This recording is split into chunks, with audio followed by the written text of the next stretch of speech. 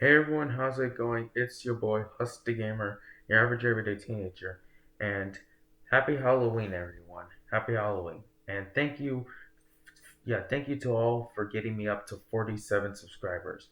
We're almost there to 50, just three more, everyone. Just three more subscribers left, and I'll officially have 50 subscribers.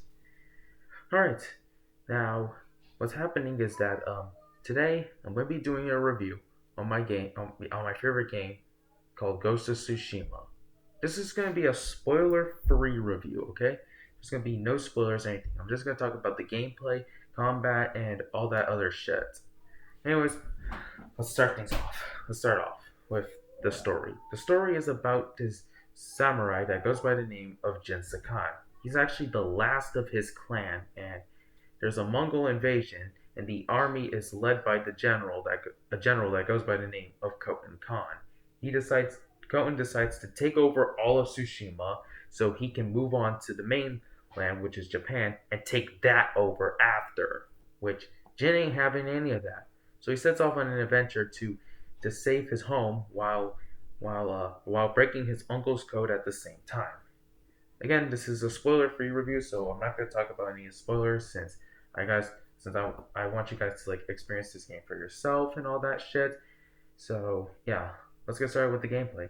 The gameplay is pretty much kind of similar to like Assassin's Creed in a way, but it does it a lot better, which is just which I just really like. Since I think I've said before that Ubisoft is kind of like a double-edged sword at times. Usually they can pump out something good, other times they can pump out something absolute garbage, or sometimes they can pump out something that's just mid. So, anyways, let's continue. The gameplay is just very solid, like moving around feels nice and smooth, turning the camera is nice and smooth. Graphics graphics look good. Man, I can't wait to get a PlayStation 5 so then I can see how well the graphics get even better. Not only that, but there's just a ton of stuff you can do in this game. Like let's start off with the combat. Now, there's multiple types of enemies in the game. There's four types of them. There's sword enemies, shield enemies, what's next? Alright. Spear enemies, brute enemies. There's also like a few more left, but those are the four most important ones, since you'll run into them the most often and all that stuff. There's others, like there's the archers and grenadiers, but you know. So anyways, there's these so the combat in the game is kind of simple. It uses some sort of like you need a specific thing to beat a specific enemy, but it nails it perfectly because that kind of mechanic can get very annoying in most games. Yeah, it can get very annoying in most games. In this game, it's actually really solid and fluid and actually fun. Yeah, like here's what I mean. So you have four types of stances. You have the stone stance, water stance, wind stance, and brute. I mean not brute, moon stance. So stone stance can deal with sword enemies. Water stance can deal with shield enemies. Wind stance can deal with spear enemies, and moon stance can deal with brute enemies. Now, the first stance you get in the game is the stone stance. You can unlock the other three from clearing out certain like camps and all that stuff by killing the by killing Mongol generals, which is another type of enemy, which is pretty much like a beefed up version of one of the three enemies. There's no Mongol general brutes, obviously, but yeah, you get what I mean, right? After killing them, that's when you unlock. Well, not unlock, but you get a few steps closer to unlocking your next stance and all that crap. Now, anyways, the combat in the game is like solid. It's very solid. Like you can block and parry and all that shit like that. And usually the enemies will have three different types of attacks: a normal attack, a parryable an unblockable but parryable attack, and then unblockable but an unparryable attack. Any any time an attack is signified by a blue glint, that means it's unblockable but parryable. And anytime it's a red glint, it's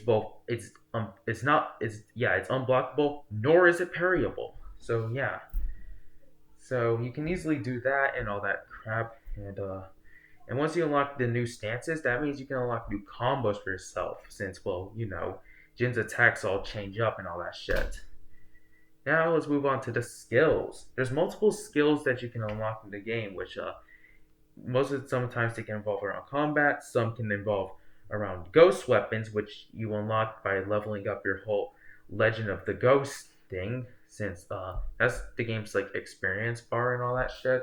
So the Legend of the Ghost is pretty much what people pretty much throughout the game. A lot of people think of Jin as some sort of like vengeful spirit and all that crap. Hence by the name being called Ghost of Tsushima. Yeah, people think of Jin as some sort of vengeful spirit, and they start calling nicknaming him the Ghost, which that's very badass. Like, Jin's such a badass character. Like, one thing I do like about the game is that it kind of like follows one specific path because sometimes it's hard to pull off a game being serious while funny at the same time. Usually, you have to stick with a path. Do you want your game to be serious or funny? Sometimes, hold on, let me clear my throat. Sometimes a game can't be. Sometimes when a game tries to be serious and funny at the same time, it can lead to a huge mess and all that stuff.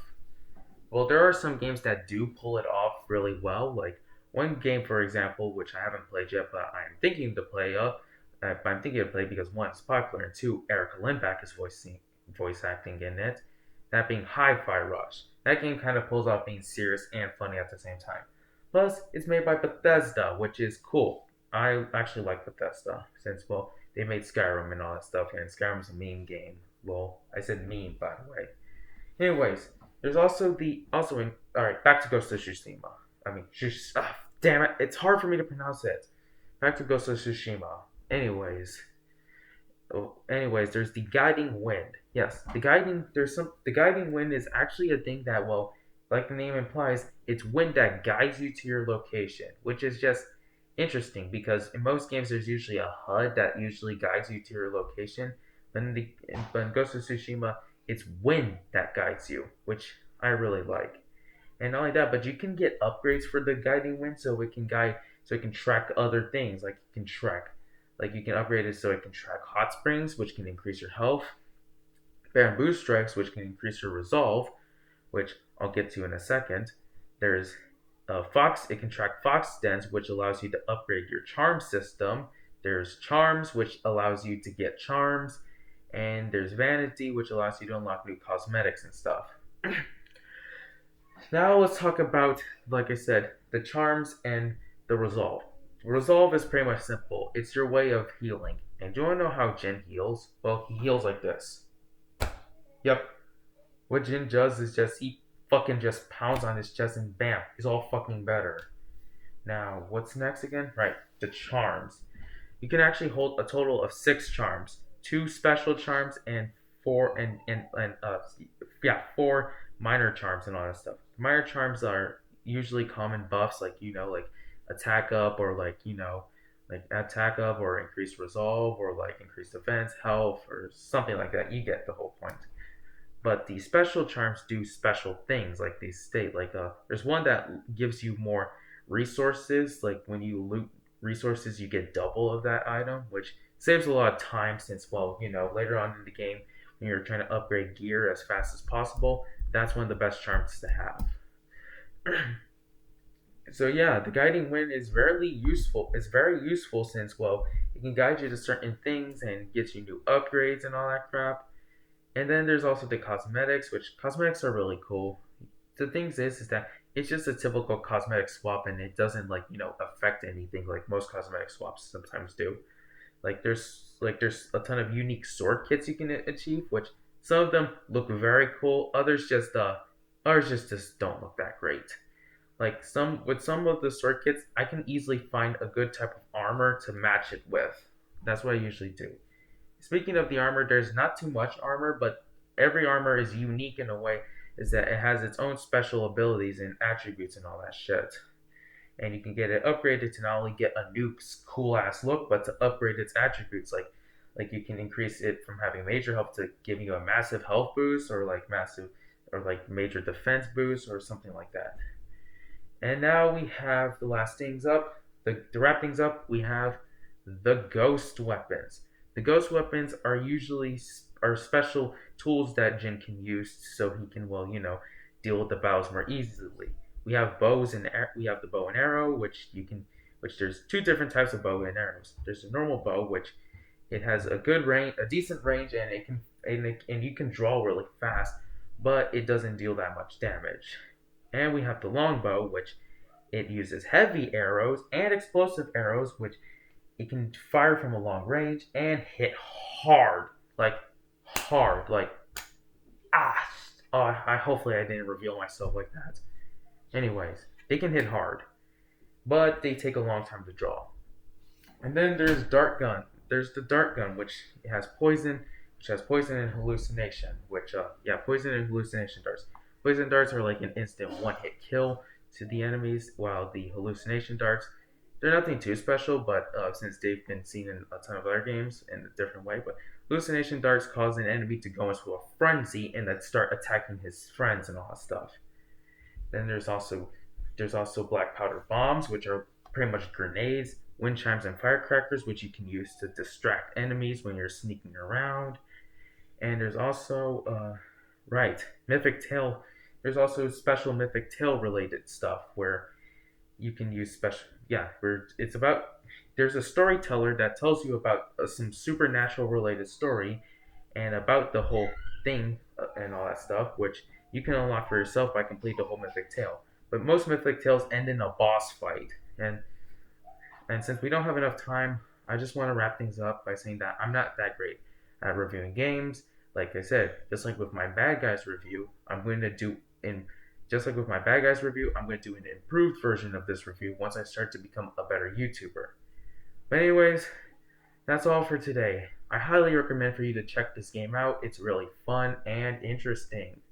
So anyways, I'm gonna go now. Happy Halloween to everyone. I hope you enjoyed this video and hope you enjoyed this Halloween. I'm gonna go now, so yeah. I'll see you all in the next video. Goodbye.